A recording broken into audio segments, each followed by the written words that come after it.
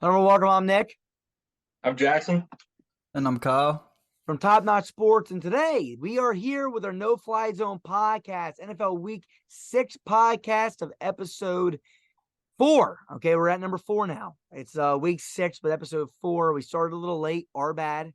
But let's go right to our first segment. So, look, this week a lot of stuff happened, but one of the most important things, especially for you fantasy managers out there, and Kyle is one of them.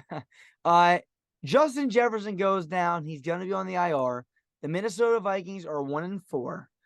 Kirk Cousins isn't getting any younger. 1-4 in the NFC North. You still have a shot at maybe finishing number 2 in the division. But what's the outlook of this team and their playoff future? So Jackson, we'll start with you. I mean, do you think this team's going to make the playoffs? So ultimately, just tell me what you think about the Vikings. What are you feeling right now? Look, I think this team definitely has, a lot of talent on their team. But, if you go back to last year, a lot where they won 13 games. Does that sound about right last year? I believe they won a good amount. I'll go and look it up now while you're But talking. I know a lot of them was one score games, which, that's not going to translate, in the long run. So maybe this team was due for some regression. Maybe a lot of people weren't seeing it, exactly like how they're, seeing it right now. Through the first couple weeks of the season, Kirk Cousins was playing pretty good. This past game against the Chiefs, actually, I was watching that game as a Chiefs fan. I thought Kirk Cousins didn't look particularly great. I thought Jordan Addison looked pretty good on that team. But, just the outlook, on the Vikings, I'm looking at their schedule right now. I'm looking at really these next 7 games. I do see, maybe about 6 of these games they could win. The game I think they probably couldn't win is the game against the 49ers. But I think right now they could beat Green Bay. I think right now they could beat Atlanta. I think right now they could beat New Orleans. I think right now they could beat Denver. So, you know, they're in a really tough spot. They do need those, turn it on, and they just did lose Justin Jefferson, he's the best receiver in the NFL, in my opinion. And I think a lot of people would agree. Losing him is going to hurt, but this is why you draft Jordan Addison in the first round, because eventually you're going to have to pay Justin Jefferson. Maybe they saw in the future that can happen. So this is time for Jordan Addison to step up. I don't really like their run game. I don't like their defense.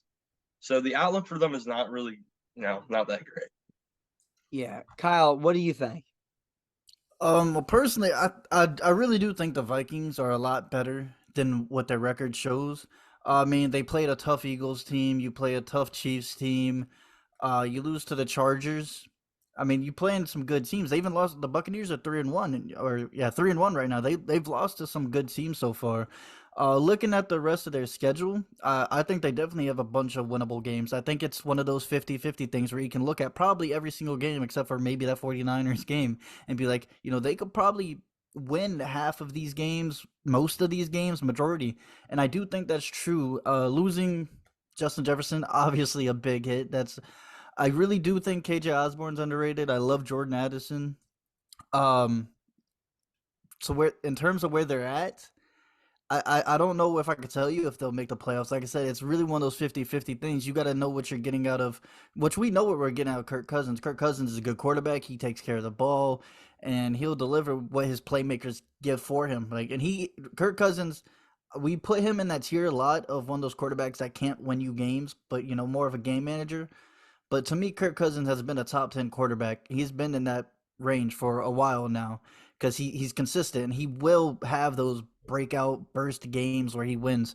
So I still think he is that quarterback even though he's getting older. It's just the Justin Jefferson news really sucks for them because you're now 1-4. Justin Jefferson still isn't paid and Kirk Cousins a free agent after the season. I think a lot of that goes back. Like, does Justin Jefferson even try to come back as soon as he could? It's a lot of things that stack up to it. I think there's actually still a possibility this team makes the playoffs as long as the NFC stays as weak as we assume it is. I think they could be a wild card team for sure. Run the table, but I mean, losing Justin Jefferson is a big hit to that offense. Absolutely. And, when you lose somebody like him, as talented as a Justin Jefferson, it's going to have it's going to have a huge impact. Now, the thing is about Minnesota, they have other guys. We mentioned first rounder Jordan Addison. Coming out of the draft, my take on Jordan Addison was I don't think he can be a 1A, but hell, he can be a really good 1B or a number 2, right? A great number 2. Great route runner. Kind of reminds me like that Calvin Ridley type player, that Jerry Jeudy.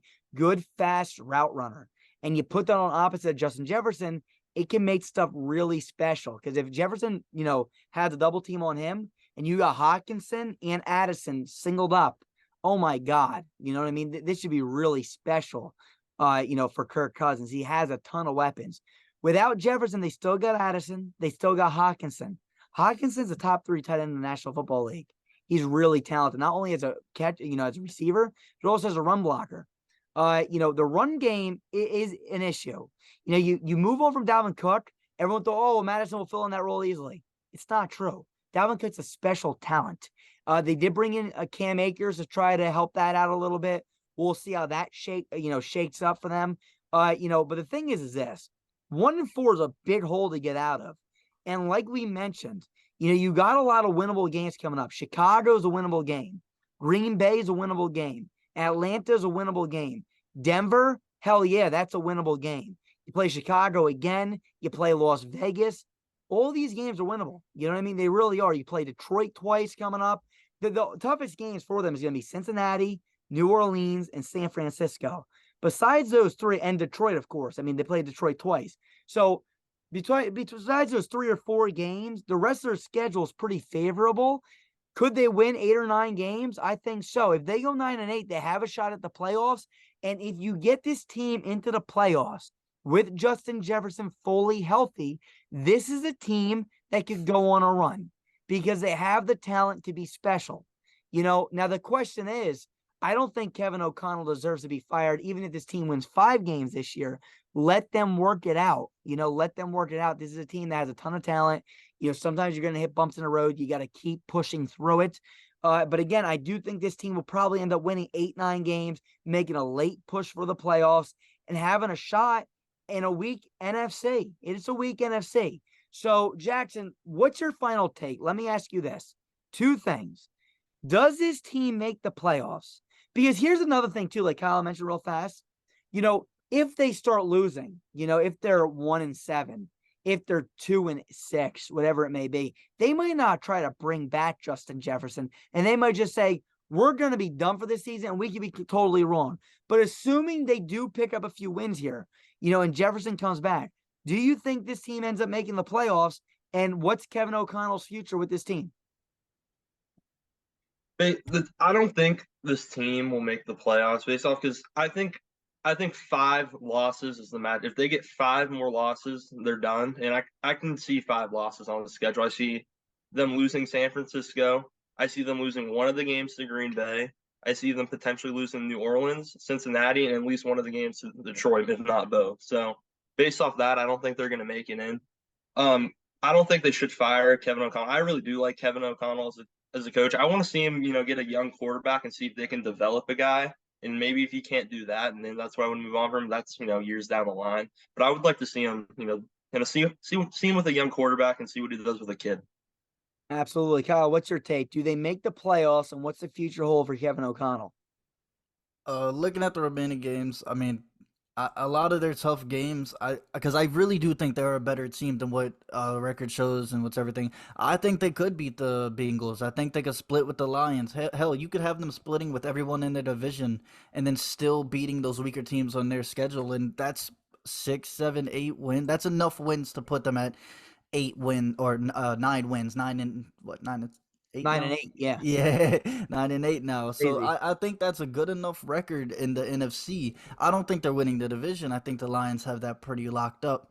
But I definitely think they can be one of those wild card teams, especially with the NFC that we know. Yeah.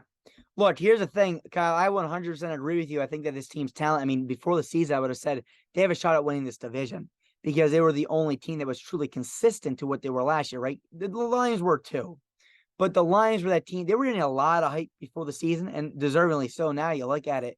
But the Vikings were another team that was even killed the whole time, right? They didn't really move on from a lot of things. They kind of kept that team that was really good, 13-4 last year, like Jackson said, and they're just going to build on top of it in year 2.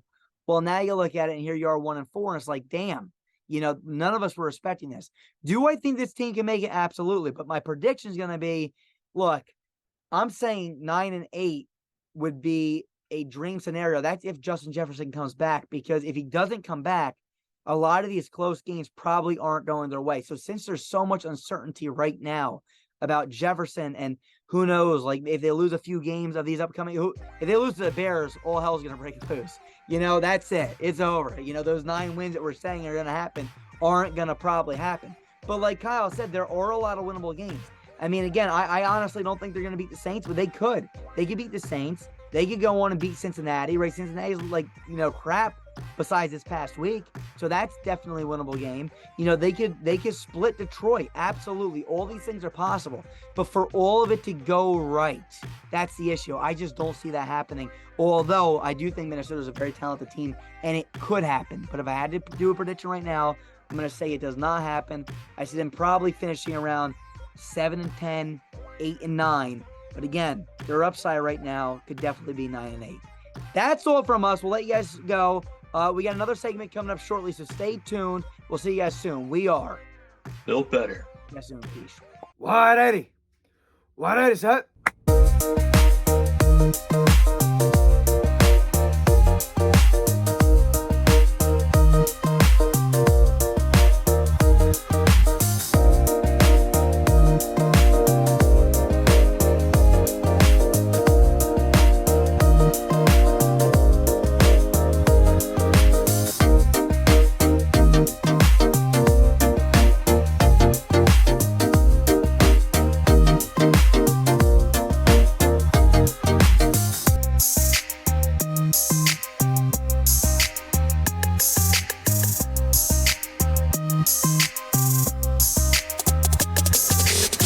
Hehehehe